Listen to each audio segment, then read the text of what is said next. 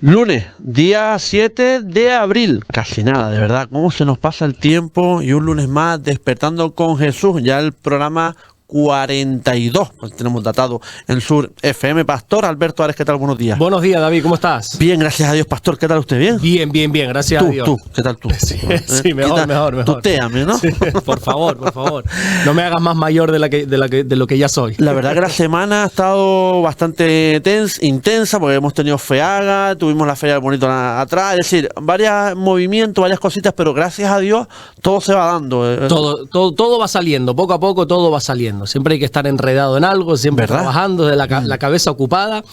Mi pastor siempre me ha enseñado que uno de los, no voy a decir trucos, sino uno de los requisitos para no pecar, como él dice, es no tener tiempo para pecar. Wow, siempre estar ocupado. Bueno. Sí. Además dicen que en mente ocupada no piensan nada, ¿no? Más o menos. Y preparando también mañana el directo. Ah, sí, por supuesto. Sí, eso es muy Mañana, importante que la gente lo tenga en cuenta, que mañana día 8 a las 6 de la tarde, hora canaria, vamos a hacer el directo, que ese programa después no se guardará, o lo pongo en privado para tenerlo, pero se va a emitir el lunes siguiente también. Perfecto. Vamos a ver qué tal. Vale, sí, yo creo que va a salir bien, la verdad, Pastor. Seguro. Yo Gracias creo a que Dios sí. saldrá bien. Empecemos hablando, si le parece, del último culto, Pastor, dado aquí en Morrojable, 6 de la tarde, Puerto Rosario, 11 de la mañana, exactamente. Bueno, como compartió el Pastor Rey el domingo pasado, entonces voy a hablar yo de otra predicación que di el miércoles, porque nosotros tenemos culto en Morrojable los miércoles. No es un culto como los domingos, que es como una predicación, sino que es un culto más bien enfocado al estudio bíblico. Lo tenemos los miércoles por la tarde en Morrojable y los jueves por la tarde, a las 6 de la tarde, en Puerto Rosario. Yo estoy estudiando el libro de los Hechos de los Apóstoles, un estudio muy interesante, ya llevamos algunos años, que mucha gente, claro, como a veces lo digo en los devocionales, que tenemos culto de estudio, mucha gente dice, ¿por qué no lo subes? Bueno, no lo subo porque no tengo ni los medios ni la capacidad para ahora mismo estar haciendo más. Yo siempre le digo a la gente o intento hacerle saber que no tenemos un equipo de producción detrás de esta iglesia ni nada, sino que esto es a través del móvil. Yo lo pongo a grabar con unos micrófonos y yo después tengo que editar y bueno, no me da la vida ya más, ¿no? Para empezar a grabar ahora también los miércoles, los jueves. ¿Se imagina, Pastor? ¿Se imagina? Algún día Dios proveerá, no solamente sí, de los medios, de las cámaras, de buenos medios, y sino también de un equipo, porque de nada te sirve tener ahí toda la infraestructura si no tienes quien la controle, ¿verdad? No es algo que me agobie. Sí es verdad que me gustaría tenerlo para dar una mejor calidad de contenido, de imagen, de sonido, y también poder subir estos estudios que para mí son muy interesantes. Yo sé que podrían bendecir mucho a todos aquellos que siguen el canal y todo. Pero bueno, ahora mismo no se puede y no es algo que me quite el sueño. Ya cuando Dios quiera, ¿no? Y estamos estudiando el libro de los Hechos, que llevamos algunos años, y ya vamos por el capítulo 14. Bueno, de hecho vamos a empezar ya el 15 y estuvimos la última semana enfocados en la última parte del capítulo 14 del libro de los Hechos, donde ahí encontramos a Pablo, al apóstol Pablo, juntamente con otro hombre llamado Bernabé, que están finalizando su primer viaje misionero. La Biblia habla de cómo Pablo, el libro de los Hechos nos muestra a Pablo haciendo varios viajes misioneros, saliendo de un lugar, recorriendo otras provincias, otras ciudades, otros países incluso, predicando el evangelio. Y en el capítulo 13 y 14 de Hechos encontramos el primer viaje. Un primer viaje que sucede, o que surge, mejor dicho, de una reunión de oración que estaban teniendo en una ciudad llamada Antioquía, no Antioquía de Colombia, porque sé que en Colombia hay un lugar, no, es otro lugar, y estaban ahí 5 hombres orando, dice la Biblia, orando y ayunando en un culto de oración, y de repente el Espíritu Santo habla y dice, separadme a Pablo y a Bernabé para la obra que les he encomendado. Así hicieron, la iglesia oraron por Pablo, oraron por Bernabé, los despidieron y ellos empezaron ese primer viaje donde visitan bastantes ciudades, la isla de Chipre, les sucede un sinfín de cosas, mucha oposición, obstáculos en el camino, pero a pesar de eso vemos la fidelidad de Dios, de cómo Dios siempre va abriendo puertas, de que a pesar de los problemas en el camino, Dios siempre endereza nuestras sendas, y bueno, en definitiva siempre vemos la mano de Dios. Pero en el último lugar donde ellos van, que es un lugar llamado Listra, sucede algo muy curioso, porque vemos que ellos están allí predicando y bueno, cuando llegan ahí, porque tuvieron que huir de otra ciudad llamada Iconio. No me quiero enredar, es que es tan interesante que no quiero dejarme detalles atrás. Tenemos tiempo, pastor. Sí, pero no, si me pongo aquí a entrar en detalle, imagínate. Te comento, el otro día, vamos a hacer un paréntesis. El otro día que también estamos empezando este estudio en la iglesia de Puerto Rosario, fui preparado para compartir Hechos capítulo 1 y a ver si podía empezar a tocar algo del 2. Bueno, en el primer culto ni siquiera empezamos. Di una introducción del libro de los Hechos, ahí nos quedamos y el otro día que fui a compartir, creo que fueron 2 o 3 versículos, porque te pones a hablar, enseñar, no quieres que se salte ningún versículo. Bueno, en definitiva, llevamos 2 cultos y solo hemos visto 2 o 3 versículos. Pero bueno, muy bien, ¿no? Entonces no quiero pasar por alto algunos detalles que yo considero que son interesantes, importantes. Entonces, bueno, ¿qué hace Pablo y Bernabé en Listra? Bueno, ellos han tenido que huir de otra ciudad llamada Iconio, porque allí los querían apedrear y una serie de cosas. Cuando llegan a Listra, empiezan a predicar el evangelio, se dan cuenta que ahí hay un hombre cojo de nacimiento, dice la Biblia, que nunca había podido caminar, y Dios a través de Pablo opera un milagro y sana a ese hombre. Toda la gente que por allí estaba se alegró, pero cometieron un error, y es que en vez de darle la gloria a Dios, empezaron a darle la gloria a Pablo y a Bernabé. Incluso lo confundieron con unos dioses y venga y gloria, estos son dioses en semejanza humana. Pablo enseguida se enfada, dice la Biblia que se raja las vestiduras en señal no de desprecio, sino hacia ellos. Desaprobación total. Y entonces les dice que no, que esto está mal, lo que ustedes están haciendo está mal, que nosotros no somos dioses, que a quien tienen que darle la gloria es a Dios. Pero bueno, parece que aquella gente no quería entrar en razón. Y yo decía que bueno, que hay gente que por más que tú le digas, por más que tú le hables, no quieren entender que la gloria solamente tiene que ser para Dios. La Biblia dice que Dios es un Dios generoso, que Dios es un Dios que lo comparte todo, menos una sola cosa: su gloria. Mi gloria no compartiré con nadie, dice la Biblia. Entonces, bueno, los de Listra no querían entender eso. Encima vienen unos judíos de otras ciudades, de Iconio, de Antioquía, ciudades que previamente ya habían evangelizado Pablo y Bernabé. Convencen a toda esa multitud y les dice: cuidado con estos, porque estos vienen a pervertir, estos vienen a traer problemas a la ciudad. ¿Y sabes lo que hacen? Toda aquella multitud que estaba alabando y adorando a Pablo se dejan influenciar por esos judíos que vienen de fuera y ahora apedrean a Pablo. Pero la apedrean hasta la muerte. Hasta la muerte, y lo sacan de la ciudad porque ellos no podían tener muertos en la ciudad. Esto es otra historia. Lo sacan y ahí está Pablo moribundo, pero mira qué versículo más hermoso. Creo que es el versículo 20 de Hechos capítulo 14, que dice que entonces los discípulos rodearon a Pablo y Pablo se levantó. Pablo se pudo levantar cuando los discípulos le rodearon. Y aquí sí ya me detuve por un rato y estaba hablando de cómo al final los hermanos nos rodean, nos ayudan a sobrellevar las cargas.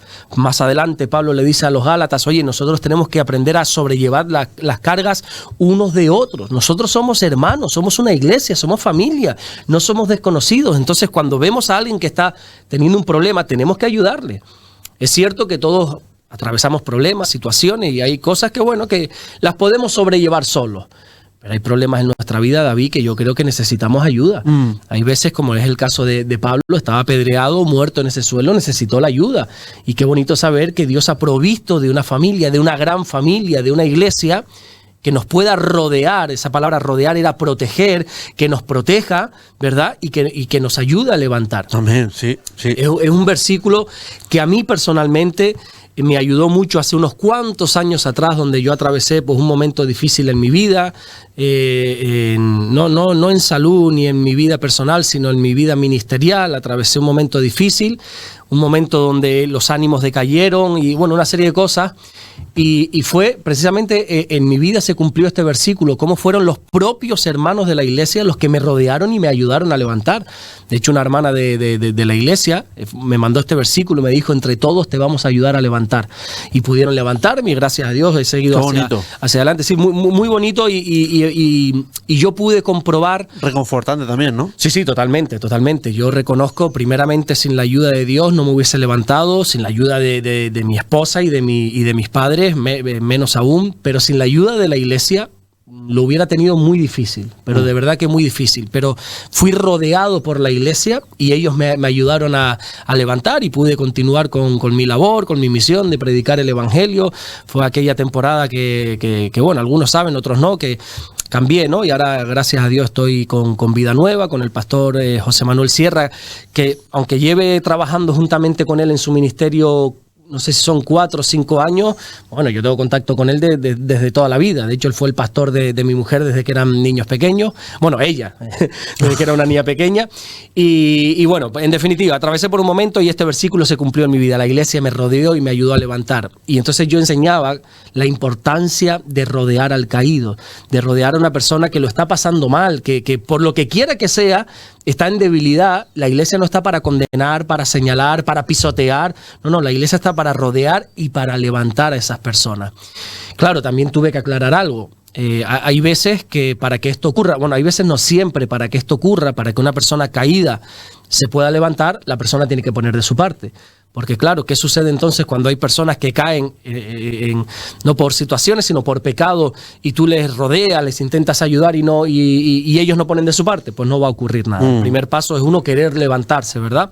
Entonces la iglesia puede ayudar a levantarse a alguien en temas de pecado cuando esa persona se arrepiente. Si una persona persiste en su pecado, persiste en sus historias, pues ahí no va a suceder nada. Entonces quería enseñar eso de que la iglesia está para rodear al caído. ¿Y qué crees que hizo Pablo ese mismo día cuando la iglesia lo levantó? Cuando la iglesia le ayudó a levantar.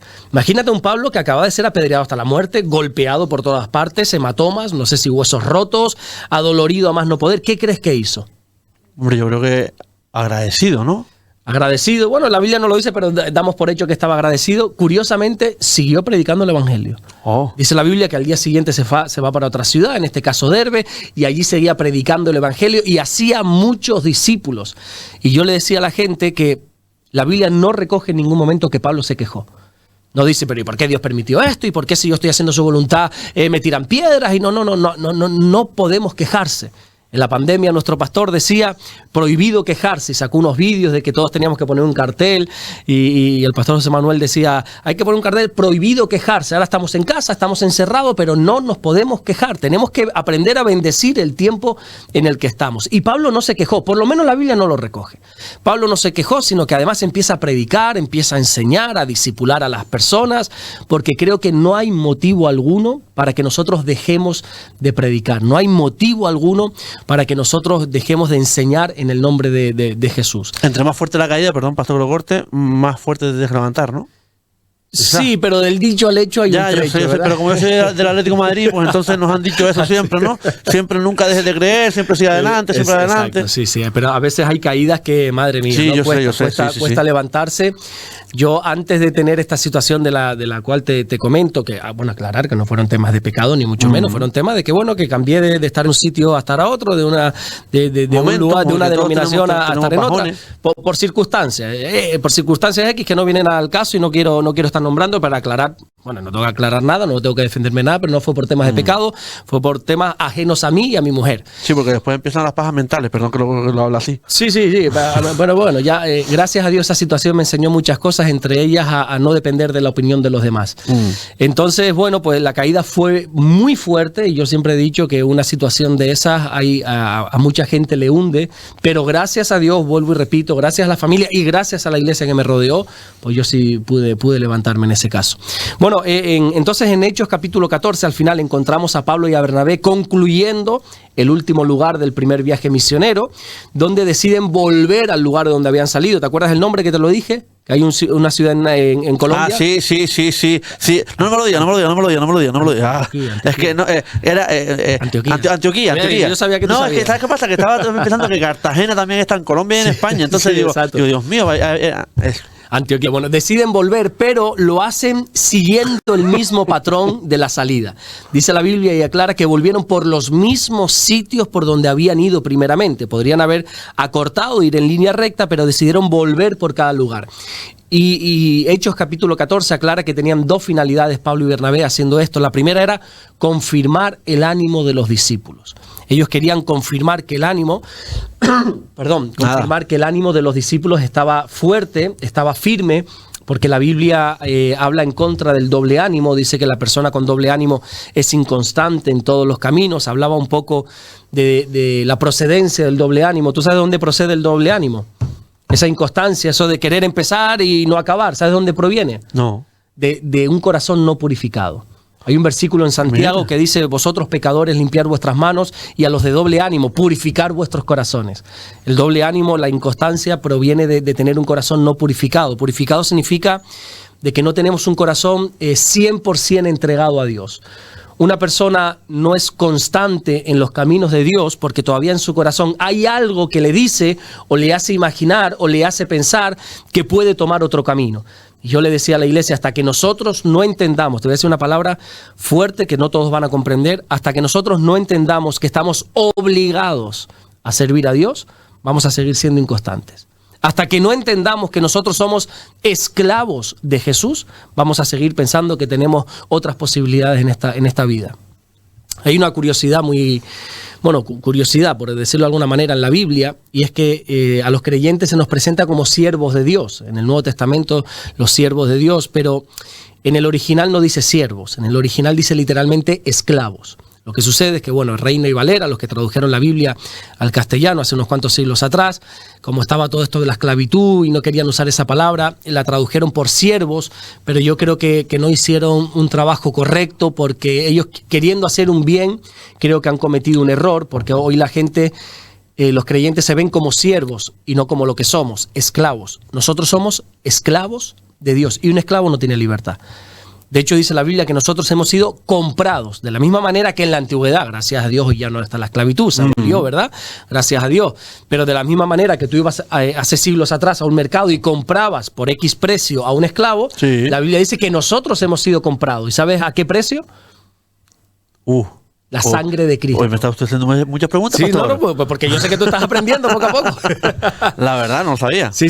Hemos sido comprados a precio de sangre. Nuestro precio ha sido la sangre de Jesús, la muerte del Hijo de Dios en la cruz. Y entonces nosotros nos tenemos que ver como tal, como esclavos. Yo soy fiel a Dios y soy constante en las cosas de Dios porque yo ya he cerrado toda puerta de salida en mi corazón. Para mí no hay otra alternativa. Yo soy como ese Pedro que le dijo en una ocasión a Jesús cuando compartió un mensaje pero que muy duro, y algunos decidieron irse. Dice, y muchos discípulos a partir de ese mensaje decidieron volver atrás. Y Pedro le dijo, Señor, que la gente se está yendo, afloja. No, suaviza tus palabras. ¿Y sabes lo que le dijo Jesús? Mira, tú también te quieres ir, ahí está la puerta, vete, Pedro. Y Pedro le dijo, yo me identifico con él. ¿Y a dónde voy a ir? ¿Y a dónde voy a ir yo, Señor? ¿Dónde voy a ir yo a estas alturas de mi vida? Si ya te he conocido a ti, si yo ya he probado del don celestial, ¿a dónde voy a ir yo ahora?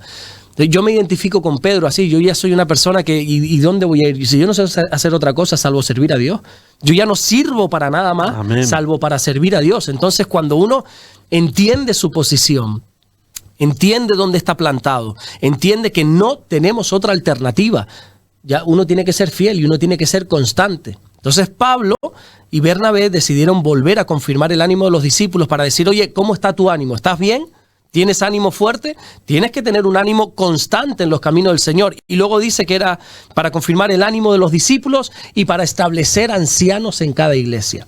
Pablo y Bernabé no visitaban los lugares y formaban discípulos, sino que después quisieron poner orden en la iglesia. Y yo decía a la iglesia que sacaba una enseñanza de aquí de que en la iglesia tiene que haber un orden. La iglesia, algunos van y eso pues van de aquella manera y no, en la iglesia tiene que haber un orden. ¿Tú has visto, por ejemplo, que yo siempre insisto mucho en el tema del móvil? Hay gente que todavía... El baño, el hablar. Sí, el baño a veces es entendible porque hay personas que tienen que ir al baño. Después están los típicos que siempre es la típica persona que se levanta siempre y se va. Pero bueno, luego hay personas que tienen que ir sí o sí al baño y no les puedes decir nada. Pero yo he estado predicando y a veces gente con el móvil. Y yo, por no ofender a esa persona y por no cortar el hilo de la predicación y no sacar a toda la gente, no le digo nada. Pero me dan ganas de decirle, pero qué falta de respeto es esa. Ya no a mí, al Señor. O sea, si quieres estar chateando, vete de aquí. Tú quieres estar con el móvil, quieres estar recibiendo mensajes, quieres estar en el Instagram, en el Facebook. Este no es tu lugar. La Biblia dice que todo tiene su tiempo. Y cuando nosotros vamos a la iglesia, tenemos que entender que es un tiempo para Dios. Tú imagínate yo estar hablando contigo y tú estar hablando conmigo y yo con el móvil. Te sentaría mal, ¿no? Hombre, claro. Pues imagínate Dios hablando a través de su palabra, a través de una predicación y tú con el móvil. Qué falta de respeto es esa. Entonces tiene que haber un orden. Y Pablo y Bernabé volvieron por los mismos lugares para establecer ancianos, para establecer orden en la iglesia. Y yo decía, en la iglesia tiene que haber orden. Bueno, y enseñaba ese tipo de cosas, y al final vemos como Pablo y Bernabé vuelven a Antioquía. En Antioquía hacen algo muy bonito, que es reportan de todo lo que ha sucedido, hacen partícipes a todos los que están allí, porque en la iglesia siempre tiene que haber claridad. Pablo y Bernabé demuestran eso. Ellos nos llegan ahí como los superapóstoles. No, yo soy el ungido del Señor, yo no tengo que decir nada. No. Ellos llegan y dan un reporte de todo lo que había sucedido.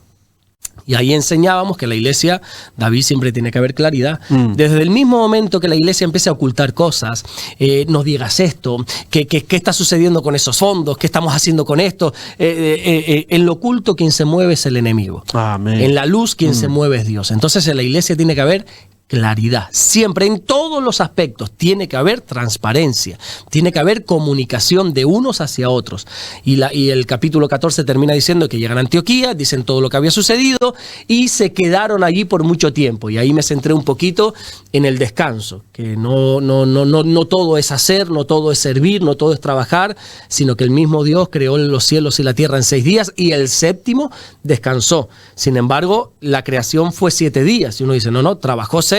Pero es que el 7 cuenta como trabajo.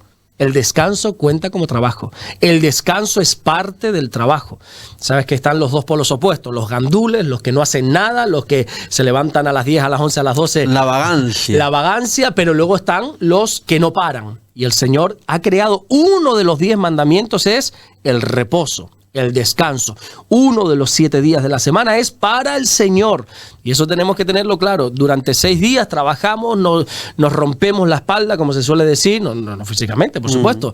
Nos rompemos la espalda, sudamos, con el sudor de nuestra frente comeremos el pan, nos esforzaremos, pero un día hay que dedicárselo al Señor. Y está más que demostrado que cuando uno descansa es más eficiente. Cuando un negocio tú te dedicas a prosperarlo durante 6 días, pero en uno lo dejas reposar, es más fructífero siempre.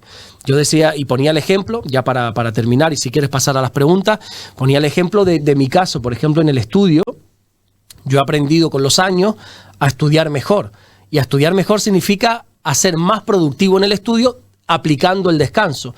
Antes llegaba y decía, bueno, ¿qué tengo para esta semana? Para esta semana tengo 5 devocionales, tengo 2 o 3 predicaciones, tengo esto, tengo lo otro, tengo grupos de hogar, y intentaba hacerlo todo en una tarde. Y me ponía 5 o 6 horas a estudiar y en el ordenador y me quemaba las pestañas estudiando. Pero si somos honestos, a las 3 horas ya mi cabeza colapsaba. Yo por más que leía, por más que estudiaba, no se me quedaba nada. Y hace muchos años atrás me topé con un libro muy interesante, muy bueno, donde hablaba de una técnica de estudio que se llama la técnica de estudio ataque-descanso, que también tiene otro nombre, que es el Pomodoro. No sé si lo has escuchado alguna vez. Pues ahora tú que estás estudiando, sí. aplica me va esto. a servir. Depende del tiempo de estudio, pero sería como 50 minutos. Desconecta de todo. Quita este dichoso aparato a un lado, redes sociales, WhatsApp, quítalo y métete a saco a lo que quieres estudiar. Concéntrate en eso.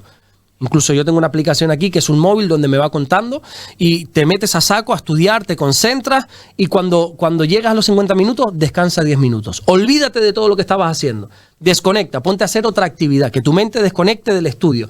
10 minutos. Y luego vuelve otra vez. Y luego ya vas reduciendo. Ya en vez de 50 minutos, que sean 45 minutos de estudio, 15 minutos de descanso. Y tú dices, pero voy a descansar 15 minutos con todo lo que tengo que hacer. Verás que vas a ser más productivo. Entonces enseñaba que cuando Pablo y Bernabé se quedaron varios días en Antioquía es porque en el descanso también está la bendición. Pastor, amén. No tenemos esta pregunta en el orden del pleno. Pero ¿el descanso es como el sabbat para los judíos? ¿O no es lo mismo? Sí, el descanso es el día de reposo. El descanso, por los judíos son de trabajar, son personas que Dios les ha dado una inteligencia, está más que demostrado que gran parte de la riqueza mundial pasa por manos de los judíos. Entonces Dios les ha tenido que decir, 6 días trabajarás y 1 reposarás. Ese reposo, el día de reposo significa Shabbat. Shabbat no es sábado, Shabbat es día de reposo, ¿vale? Y hay que descansar, pero no, el descanso es muy interesante porque algunos dicen, bueno, sí, descanso en mi casa viendo la tele acostado. Bueno, también tienes tu derecho, por supuestísimo que sí, a quedarte en casa viendo la tele, no haciendo nada, pero en el reposo, en el Shabbat, en el día de descanso, es para dedicárselo al Señor.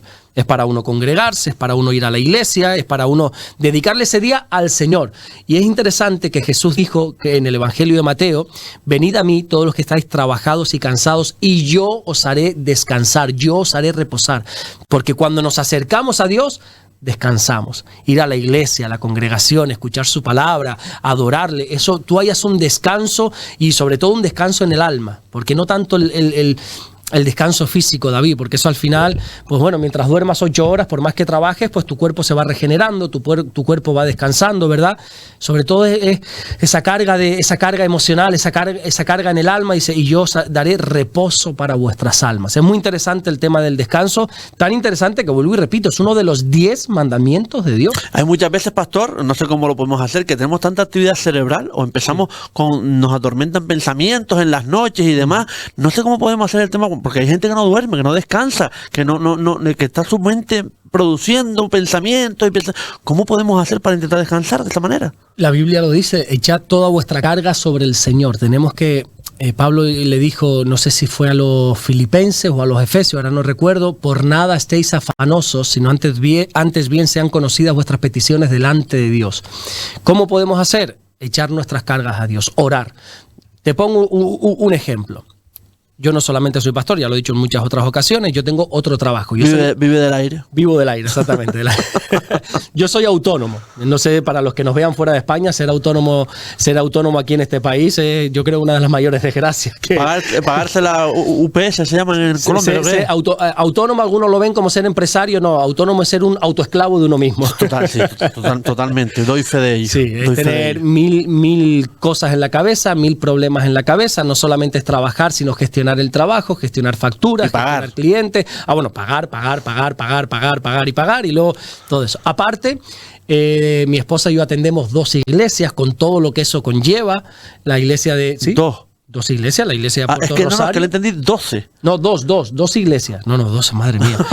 No damos abasto con 2, imagínate con 12. Pero bueno, llevamos 2 iglesias, sí, con todo lo que eso conlleva. Hicimos una de otra está a muchísima distancia. Ya no solamente eso, sino que gracias a Dios pertenecemos a un ministerio donde atendemos a otras tantas iglesias, fuera de aquí de Canarias, fuera incluso del país e incluso fuera del continente. Ahora, Dios mediante, en junio vamos a visitar la iglesia de Perú, vamos a visitar la iglesia de Colombia, vamos a estar allí.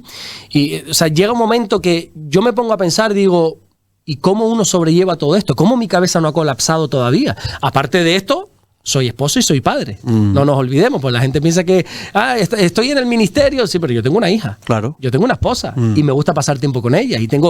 Entonces, llega un momento que la cabeza está saturada. ¿Qué podemos hacer? Descansar en el Señor. Y yo, al final, yo entiendo que yo simplemente soy un instrumento de Dios. Al principio me cargaba mucho, me agobiaba.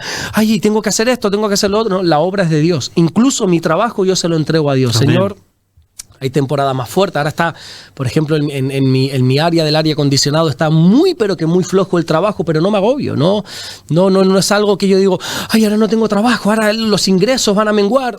Dios va a proveer siempre. Yo creo que sí, incluso por ejemplo en la radio los meses de entre enero o marzo, por ahí más o menos, sí, afloja un poco, pero ya otra vez remonta. Yo creo que pasa siempre, es decir, Dios sabe lo que hace, ¿no? Claro, hay temporadas de vacas gordas, hay temporadas de vacas flacas, hay temporadas de vacas muy flacas. Sí.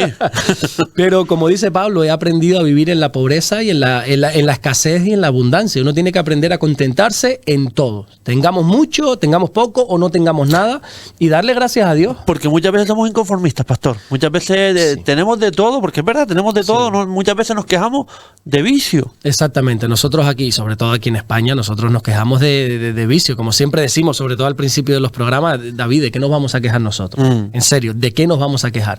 Es verdad que a lo mejor queremos más, anhelamos más, deseamos otras cosas, pero quejarnos como tal, ¿de qué nos vamos a quejar? Cuando uno viaja un poquito y conoce la situación de otras personas, se da cuenta que aquí vivimos literalmente como reyes, con nuestros problemas y nuestras historias, pero no nos podemos quejar. Gracias a Dios tenemos una almohada donde dormir. Y gracias a Dios, yo todavía a día de hoy, mañana no lo sé, que seguro que sí, pero a día de hoy yo abro mi nevera y algo siempre tengo ahí para comer. Amén. Pastor, empezamos hablando, si le parece, de las preguntas. Sí. Llevamos media hora ya de programa. Vale. Profetas, menores y mayores. Empezamos por los menores, creo que se dice Oseas, ¿no? Oseas. Sí, como, algunos en plan, no sé por qué. Algunos en plan de guasa, el profeta Pijo, el Oseas, ¿no? Oseas, tío, es que vamos. No, bueno, Oseas es uno de los profetas conocidos como profetas menores, que ya dimos explicación la semana pasada de qué es esto, no por importancia, sino por contenido, ¿verdad? Y se le conoce como el profeta del amor de Dios. Es una historia tan apasionante, David. Si no te has leído este libro, te recomiendo que te lo leas. Es muy apasionante porque los profetas, su ministerio era transmitir el mensaje de Dios. Dios les decía, les hablaba a ellos y ellos tenían que hablar al pueblo, ¿verdad? Le hablaban de su condición, de cómo estaban, de lo que iba a pasar si no cambiaban. Pero en Oseas sucede algo que no va a volver a suceder. En los demás profetas me refiero, y es que el mensaje iba a ser su propia vida. Dios no le da un mensaje para hablar, sino para vivir. Me explico.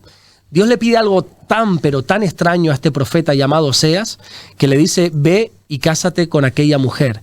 Una mujer que era infiel por naturaleza, una mujer que todos conocían su mala reputación. Esta mujer se llama Gomer. Todo el pueblo sabía de qué pie cojeaba, por así decirlo, esta mujer. Y Oseas dice: pero ¿cómo me voy a casar con esta? Cásate con esa mujer, le dice. Y se casa con esta mujer, y lo que quería transmitir Dios a través de la vida de Oseas era cómo Dios decidió unirse a su pueblo Israel, a pesar de que sabía que Israel iba a ser infiel, a pesar de la rebeldía, de la idolatría de Israel, a pesar de conocer todos sus errores y que iba a seguir fallando. Dios decide unirse y amar a Israel. Y lo ilustra con la vida de Oseas. Oseas se casa con esta mujer, donde la Biblia habla de que tuvieron ya unos cuantos hijos, pero bueno, pasó lo que todos sabían que iba a pasar. Gomer fue infiel y se fue tras sus amantes, se fue tras sus queridos, sus personas de fornicación. Y sus concubinos, podríamos decir. Pero Oseas la seguía amando. No solamente la seguía amando, sino que va tras ella. Y a pesar de todo el daño que le ha causado, a pesar del pésimo testimonio que ha creado, a pesar de todo el daño que le ha causado en el corazón a Oseas, Oseas decide volver y unirse con ella. Él paga ese precio de volver y decide, a pesar de que esta mujer ya no quería, él decide volver. Y es un mensaje profético que Dios le está dando al pueblo, de decirle: a pesar de tus errores, yo te sigo amando. A pesar de que yo conozco tus errores, yo te voy a seguir buscando. A pesar de que sé que vas a seguir fallando, que te vas a seguir equivocando, de que vas a seguir tras otros dioses, yo te voy a seguir amando y voy a estar siempre disponible a ti, aunque tú me estés dando la espalda. Ese podría ser, a grosso modo, el resumen del libro de Oseas. Un libro apasionante, un libro donde el mensaje, ya te digo, no es con palabras, sino con hechos, con la vivencia personal de este profeta. Hay algo que también hablaremos en el próximo programa, que también es, porque yo lo he preguntado en otras ocasiones, pero no hemos profundizado, el por qué Dios elige el pueblo de Israel, no otro país, es decir, Israel directamente, ¿no? Es como, por así decirlo, como un desafío, ¿no? Es un pueblo que Dios lo presenta como un pueblo de dura cerviz, obstinados, ¿verdad? Rebeldes, idólatras, un corazón que siempre se vuelve a la idolatría, que Dios los bendice, pero ellos se van. Y es como un pueblo pequeño cuando tú ves Israel. ¿Y por qué se habla mucho de Israel? Pero Israel es un nada rodeada de grandes ejércitos. Es como una muestra de lo que Dios es capaz de hacer con un pequeño grupo. A pesar de que son rebeldes, a pesar de que son obstinados, un pueblo de dura cerviz, Dios es capaz de hacer algo tan hermoso con los despreciados. Es algo, la Biblia dice que de lo vil y menospreciado escogió Dios para avergonzar a los sabios, a los que se creen algo. Y el pueblo de Israel es un pueblo muy pequeño, pero un pueblo indefenso, en aquel entonces indefenso, que fíjate si era indefenso, que los egipcios los apoderaron, luego los babilónicos, luego los medopersas, luego los griegos, luego los romanos. Siempre han estado bajo cautividad, pero siempre se han mantenido. A día de hoy, por ejemplo, creo que ya lo hablamos hace muchos meses atrás, de cómo Israel geográficamente no es nada. No es nada en comparación con los grandes gigantes que están alrededor, que si ellos quisieran y se unen, o sea, acaban con Israel, no te digo yo en una semana, o sea, en 2 horas, lo aniquilan, lo borran del mapa. pero no pueden ni podrán. ¿Por qué? Porque Dios está con ellos. Es como una muestra de lo que Dios bendice, ya te puedes empecinar en arremeter contra él, que no vas a poder. Lo que está bendecido por Dios permanece para siempre. Muchas veces se dice en el argot futbolístico que el equipo de Dios es el Real Madrid, porque siempre gana, siempre está venciendo. Evidentemente es algo que siempre se suele... Es que estás hablando con un culé, con una persona del Barça. No, yo soy del Atlético de Madrid, así que, y voy vestido de blanco casi siempre, así que imagínense, ¿no? Como la cosa. Otro de los profetas, pastor, en este caso mayor, fue Daniel. Daniel, exactamente. Daniel, el libro de Daniel es apasionante. No solamente apasionante, sino que no es muy fácil de comprender, hay que decirlo también. Probablemente si tú te enfrentas a la lectura de este libro por primera vez, hay cosas que vas a entender, historias que vas a comprender, pero sobre todo los capítulos finales, del 7 al último.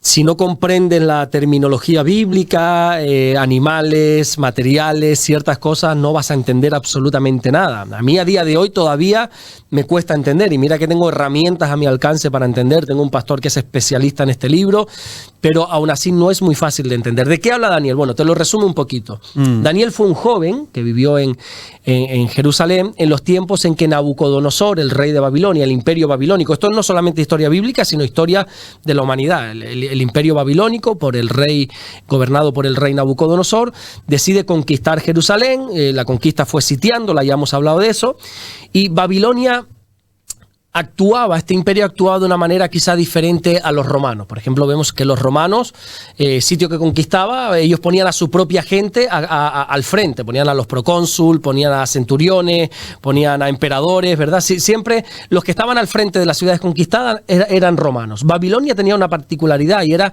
que ciudad que conquistaba preparaba gente de esa ciudad para que ellos fueran los que gobernasen, que es el caso de Daniel y de sus amigos. Ellos, Babilonia invade Jerusalén, deciden coger a los más sabios, a los jóvenes más sabios, entre ellos Daniel y sus 3 amigos, se los llevan al palacio de Babilonia y allí los tienen durante un tiempo para enseñarle la lengua de los caldeos, a enseñarle los modales, a enseñarle, absolutamente todo, para que ellos en el futuro pudiesen gobernar bajo el imperio babilónico.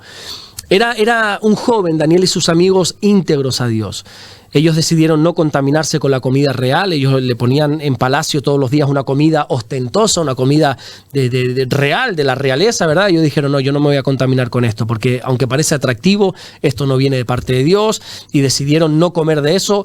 Y a pesar de que comieron precariamente, dice la Biblia que el rostro de ellos brillaba más. Era algo muy hermoso lo que Dios estaba haciendo con ellos.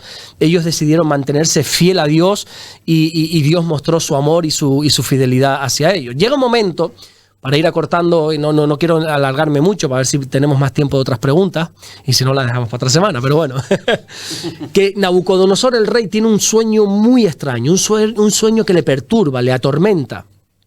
Y entonces él llama a los magos, a los astrólogos, a ver si alguno le da respuesta a este sueño, pero Nabucodonosor es muy místico y les dice, interprétame el sueño, le dice a toda esta gente. Y la gente dice, vale, cuéntame el sueño y yo te lo interpreto. No, como tú dices que eres mago, como dices que eres brujo y hechicero, tienes que no solamente lo tienes que interpretar, sino adivinar. Claro, ahí nadie pudo hacerlo. Entonces Daniel ora al Señor para que le dé una interpretación, y Dios se la da. Entonces Daniel se presenta delante de Nabucodonosor con una historia tremenda, se presenta y le dice, yo tengo interpretación a tu sueño. ¿Sí? ¿Y cuál es? Le dice, mira, primero te voy a decir cuál es el sueño. Tú acabas de soñar con una estatua muy extraña, muy diferente, donde la cabeza, el pecho, los muslos, los pies son de diferentes materiales. Y él dice, sí, es así. Bueno, pues la interpretación es que Dios quita y Dios pone reyes durante el tiempo. Y vemos como la cabeza representaba el imperio de Babilonia, la cabeza era de un material que era el oro. Dice, eso eres tú. Es el oro el que está gobernando ahora. Luego está el pecho y los brazos que eran de plata, y le dice, ese es el imperio que viene tras de ti, que son los medos persas. Oye, pero ¿y qué pasa? ¿Que yo no voy a seguir siempre? Decía Nabucodonosor. No, tras de ti vienen los medos persas. Luego estaba el vientre y los mulos de bronce, que era el imperio griego, Alejandro Magno, ¿verdad? Que tan rápidamente conquistó prácticamente todo el mundo, y le dice, después de los medos persas vienen los griegos. Y luego estaban las piernas, que era de hierro, que era el imperio después de los griegos. ¿Sabes cuál es?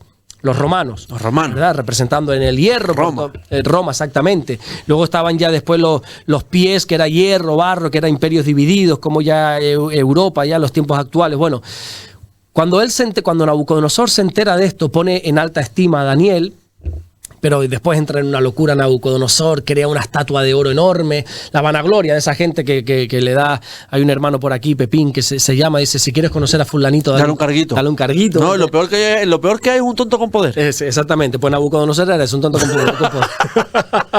Sí, literalmente. Y fíjate si era así, que tenía tan poca autoestima que crea una estatua de oro de él para que todo el mundo la adore. Tú imagínate la tontería, ¿no? Y entonces crea un edicto, cualquiera que no se postra ante mi estatua será quemado en el horno de fuego. Y ahí pues todo el pueblo por miedo pues se postraba y adoraba y hacía, pero los amigos de Daniel no se postraban. Entonces claro, tú imagínate que cuando sonaba la bocina, miles de personas postradas ante una estatua, pero 3 personajes se quedaban de pie. Entonces le decían, mira, ¿y ustedes por qué no se postran? No, yo no me voy a postrar, yo solamente me postro delante de Dios. Si tú no te postras a la estatua, te voy a meter en el horno de fuego, méteme. Entonces dice que los van a meter al horno de fuego, y hay una de las frases que a mí más me gusta de toda la Biblia, porque los amigos de Daniel le dicen, mi Dios pues nos librará del horno de fuego, mas si no lo hace, sepas, oh Nabucodonosor, que nunca nos postraremos delante de ti. Qué bonito, ¿no? Ellos entraron al horno de fuego sabiendo que iban a morir, un horno que nada más abrir la puerta, eso te quemaba vivo, pero ellos tenían la confianza de que Dios les iba a liberar. Pero dice, aunque no lo haga, yo prefiero morir quemado que vivir arrodillado ante ti. Solamente ante ti yo me arrodillaré, Señor. Y efectivamente los meten en el horno de fuego, y al día siguiente, cuando Nabucodonosor va a asomarse a ver si se habían quemado, se dan cuenta que no estaban quemados. Pero se da cuenta de una cosa más. Oye, siguen con vida estos 3 hombres ahí. Y se da cuenta, si hay un cuarto personaje. Si yo metí 3, ¿por qué hay 4? Era el Señor que estaba con ellos en ese horno de fuego, y al final pudieron salir con vida porque Dios les guardó. Bueno, una historia preciosa. Apasionante. Por eso la encuentras ahí en el libro de Daniel. Luego también cambia el rey, ya no es Nabucodonosor, ahora es Darío. Y Darío dice que, bueno, los que están alrededor de Darío dicen que, bueno, vamos a hacer un edicto que nadie puede adorar a otro, o nadie puede orar a un Dios que no seas tú. Y Daniel, cuando escucha esto, dice, no, yo voy a seguir orando a mi Dios. Y 3 veces al día dice que él se arrodillaba y oraba al Señor. Y esto lo hicieron para acusar a Daniel. Y le acusan, y le acusan delante del rey. Darío, mira, este está incumpliendo el edicto de que nadie puede orar y adorar a otros dioses, y él está haciéndolo al Dios de Israel. Y bueno, con toda la pena del corazón, hay que echarlo en el foso de los leones. El foso de los leones, que era un circo en aquel entonces, te metían y en cuestión de segundos estabas despedazado. Pero sucede y acontece de que Daniel está en ese foso de los leones, y ahí los leones se quedaron con la boca cerrada. Ahí los leones no hicieron absolutamente nada, sino que una vez más Dios lo guarda, Dios lo bendice y Dios lo saca con vida de ese horno. Todo esto con una historia apasionante que te invito a leerla. Y luego ya Daniel, del capítulo 7 en adelante, se centra en un tiempo, en unas profecías de los últimos tiempos. De hecho, a Daniel se le conoce como el Apocalipsis del Antiguo Testamento. Va a hablar del futuro, va a hablar de lo que ha de venir, va a hablar de lo de las 70 semanas, va a hablar de la gran tribulación, de todo 70 lo que... 70 semanas. Sí, es una historia muy apasionante que cuando toquemos los temas del asunto de los últimos tiempos lo vas a entender. Esa gran tribulación que viene, esos 3 años y medio de tribulación, 3 años y medio de gran tribulación, esos personajes que se van a levantar, ese anticristo. Bueno, todo eso lo puedes encontrar en el libro de Daniel, que vuelvo y repito, como te decía al principio, no es fácil de entender, no es fácil de leer, porque se usa una simbología, una terminología bíblica que tienes que conocer de toda la Biblia para poder darle una interpretación correcta. Pero es apasionante este libro. ¿Qué significa tribulación, pastor? Sufrimiento. La tribulación es sufrimiento, pero llegará un tiempo, dice la Biblia, donde esa tribulación va a ser de gran tormento, y van a ser 7 años divididos en 2, 3 años y medio y 3 años y medio, donde va a ser la tribulación y la gran tribulación. Un tiempo muy, pero que muy difícil, presenta la Biblia, que no ha habido ni habrá ningún sufrimiento como en esos años, en los últimos tiempos, y estamos caminando hacia eso. Bueno, vamos a hablar... pero para que no te quedes con mal sabor de boca. Sí. El Señor guardará a su iglesia, no te preocupes. El Señor guardará a los suyos. De la misma manera que ha guardado y guarda a su pueblo Israel, ahora a la iglesia la va a guardar. Podemos enfrentar grandes calamidades, pero no digas, uy, el Señor nos va a guardar, no te preocupes. Tenemos poco tiempo porque se nos ha ido prácticamente el programa en 3 cositas, pero la verdad que ha estado muy interesante, Pastor, de verdad, en serio, lo de Daniel ha sido impresionante. Y te lo he tocado por arriba, podríamos estar mucho tiempo hablando de Daniel. Yo creo que sí, ¿verdad? ¿Qué significa tener fe en Dios según las Escrituras, Pastor? Bueno, pues tener fe en Dios significa confiar plenamente en Dios y en su palabra. Confiar pero a ciegas, aun cuando nosotros no podamos ver, aun cuando nosotros no podamos entender, aun cuando todo se nos escapa de nuestro entendimiento, seguir confiando en Dios. Hebreos 11, capítulo 11, versículo 1, dice lo siguiente: es pues la fe, la certeza de lo que se espera, la convicción de lo que no se ve. La fe es una certeza y una convicción en algo que todavía no puedes ver. Es decir, no veo algo, pero como dice Dios en su palabra que va a ocurrir, yo lo creo.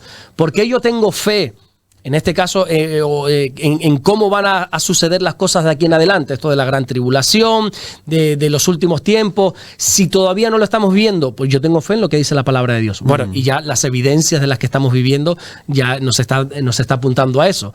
Pero tengo fe en lo que la palabra de Dios dice. Fe no es creer. Ojo aquí, hay que aprender a la diferencia, porque porque creer puede creer cualquier persona. De hecho, la Biblia dice que ¿sabes quiénes creen? Los demonios. Los demonios creen y tiemblan, dice. Que aquí creer puede creer hasta el gato.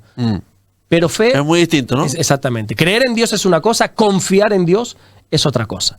Y lo que Dios demanda de sus hijos es fe. No creer, es fe, que confiemos en Él.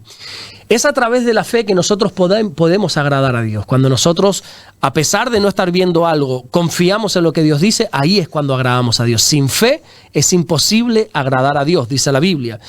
Y a pesar de que la fe es una certeza, es una convicción, es algo intangible que no se puede tocar, sí se puede ver. La fe es muy curioso porque sí se puede ver. La Biblia dice en el libro de Santiago: muéstrame tu fe sin tus obras y yo te mostraré mi fe con mis obras. La fe se puede mostrar, demostrar, hacer visible a través de nuestras obras. Te pongo un ejemplo. La fe mueve montaña. La fe mueve, literalmente, exactamente, la fe mueve montaña. En una ocasión Jesús está predicando en una casa. Lógicamente esa casa se llenó, estaba abarrotada de gente, ya no cabía nadie más ahí. Pero habían 4 amigos de una persona que era paralítica, no podía caminar. Y ellos tenían la fe de si yo llevo a este amigo a Jesús, Jesús lo puede sanar. Y ellos decidieron cargarlo, coger la camilla, no había silla de ruedas en aquel entonces, cargarlo sobre sus hombros. Estos 4 amigos, yo los llamo los 4 fantásticos, porque cargan a su amigo. Qué bonito es tener amigos así, ¿eh? Qué bonito. Qué importante es tener amigos que te lleven a Jesús. Cargaron a su amigo a Jesús, pero claro, llegan a la casa y ahí hay cientos de personas, no se podía entrar, había mucha gente. ¿Y qué hicieron estos amigos? Bueno, pues otra vez será. No. Dice la Biblia que ellos treparon la casa con su amigo, rompieron el techo. Claro, aquellos días el techo era de palmeras y poco más, y de barro. Rompieron el techo y descendieron a su amigo paralítico por el techo hasta donde estaba Jesús. Jesús estaba viendo todo eso y él no detiene su predicación, no detiene el culto. No es como ahora que diríamos, el protocolo hay que, no se puede hacer escándalo. Jesús permitió ese agujero, sabía lo que estaba pasando, ese agujero en el techo, y cuando baja el paralítico no le habla a él, sino que dice la Biblia, y viendo Jesús la fe de ellos, entonces sanó al paralítico. Jesús pudo ver la fe de estas personas. ¿Cómo? Por su obrar, por sus hechos, por sus obras. Entonces la fe se puede materializar a través de los hechos. Cada persona, dice la Biblia, recibe una fe. Yo no sé la medida de fe que Dios te ha dado a ti. Tampoco podría saber la medida de fe que Dios me ha dado a mí. Lo cierto es que Dios da a cada persona, dice la Biblia, una medida de fe. En algunos es tan pequeña como una semilla de mostaza, quizá otros tengan un poquito más de fe. Lo importante no es saber cuánta fe Dios me ha dado, sino que mi trabajo es hacer crecer esa fe. ¿Y cómo la hago crecer? A través de las obras. La Biblia dice que la fe viene por el oír y el oír por la palabra de Dios. Cuando nosotros escuchamos la palabra de Dios, nuestra fe crece, pero entendiendo que la palabra oír no significa simplemente escuchar, sino obedecer. Tú puedes escuchar todas las predicaciones que quieras, puedes ponerte la Biblia, darle a play y escucharla, que si no obedeces, ahí no crece nada. Pero cuando yo escucho y obedezco y llevo a la práctica, ahí la fe va creciendo. Y ese es nuestro trabajo, hacer crecer la fe. La fe es confiar en Dios plenamente. Eso es la fe. Y mueve montaña, como acabo de comentar, porque muchas veces mucha gente a lo mejor, yo tengo fe, sí, y mi fe va vamos, al fin del mundo. Exactamente, claro, hay que entender un poco cuando la Biblia dice que la fe mueve montañas, las montañas representan los problemas. Y Jesús dice, si tuviera fe como un grano de mostaza, le dirías a esa montaña, muévete y se moverá. Está hablando de los problemas. Con la fe nosotros vencemos los problemas. Nos queda una última pregunta, nos quedan 5 o 6 más, pero nos ha ido el tiempo, casi 50 minutos. Entonces, la última pregunta que le vamos a hacer al pastor por el día de hoy, ¿qué significa ser testigo de la fe cristiana en la sociedad actual, pastor? Bueno, lo que significa, bajo mi punto de vista, mantenerse fiel a Dios a pesar de cómo está viviendo esta sociedad de hoy en día. Esta sociedad donde cada vez es una sociedad más inmoral, esto no hace falta debatirlo ni ser creyente para decirlo, es una sociedad cada vez más inmoral, más rara, más extraña, una sociedad donde el pecado acampa a sus anchas, donde hoy cuanto más raro seas, más aplaudido eres, cuanto más rebelde eres, más aplaudido eres, y bueno, lo que hay que hacer es mantenernos fiel a Dios en medio de esta sociedad. Eso es lo que yo entiendo. La Biblia dice que nosotros no nos podemos conformar a la manera de pensar de este mundo, sino que tenemos que transformar nuestra mente, renovar nuestra mente conforme a la voluntad de Dios. Tenemos que ser fieles a Dios en medio de esta sociedad, ir contracorriente, como dice la Biblia. Tenemos que ir contracorriente y mantenernos fiel a Dios. En una sociedad como la de hoy está complicado, porque hoy se ríen de ti, se burlan de ti, en otros países incluso es motivo de asesinato, pero bueno, no podemos conformarnos al pensamiento de este mundo. Y cada vez que van pasando los días parece como que se va poniendo más difícil ser creyente. Más difícil por la presión del mundo, por la presión que ejerce, porque hoy es motivo de burla, pero también es más difícil tener fe y mantenerse fiel a Dios, porque el mundo te lo pone cada vez más difícil en cuanto a las tentaciones. Sí. Hoy, hablaba el otro día con mi esposa, que ser joven hoy, los adolescentes de hoy lo tienen infinitamente más difícil ser fiel a Dios que hace 20 años atrás. Hoy en día el alcance que tienen para el pecado, para la pornografía, para la libertad, y ya no solamente eso, desgraciadamente la libertad que encuentran en sus propias casas. Pues no quiere decir que hace 20 años los adolescentes no hicieran las cosas mal. O sea, lo hacían como todos lo hemos hecho algunas cosas, pero en casa se cumplían unos principios y unos valores. Correcto. Tú podrías ser un gamberro de puerta para afuera, pero llegabas a tu casa y tu padre te daba 2 galletas y te decía, ¿qué haces? Y vienes oliendo a tabaco y vienes diciendo palabrotas. En mi casa no. Hoy en día el papá es el que le da el cigarro al hijo. Sí.